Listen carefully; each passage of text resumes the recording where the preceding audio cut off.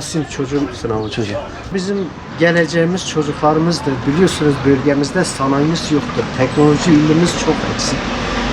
Bütün geleceğimiz çocuklarımız, gençlerimizdir. İyi bir derece bekliyoruz. Bölgemiz maalesef eğitim ve üretimde Türkiye sonuncusuyuz. İnşallah bu da düzelir de.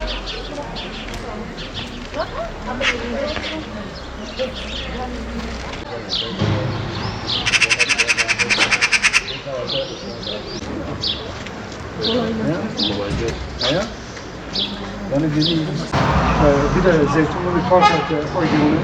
Ben size güzel bir meclis ki üretimle razı Öğrenci velisiyim.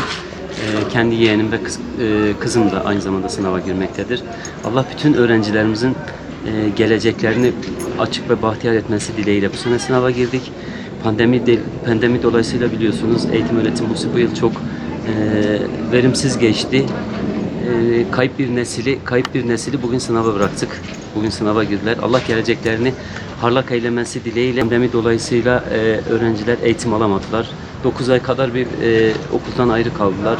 Telafi derslerine giderken gerek milli eğitimin yarım kalan derslerini tamamlayamadılar. Gerek öğretmenlerin eksikliğini hissettiler canlı derslere giremedikleri için. Artı bunun yanında okullarda ek dersler vardı, kurslar vardı. Kurslar tam verimli olamadı kanaatindeyim. Aynı zamanda tablet üzerinden uzaktan eğitim sistemi verildi. Bunların da öğrencilerin verim aldığını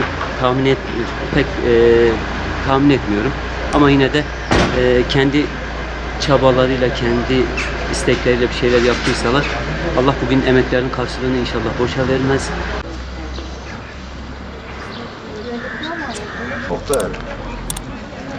Gereksi mi?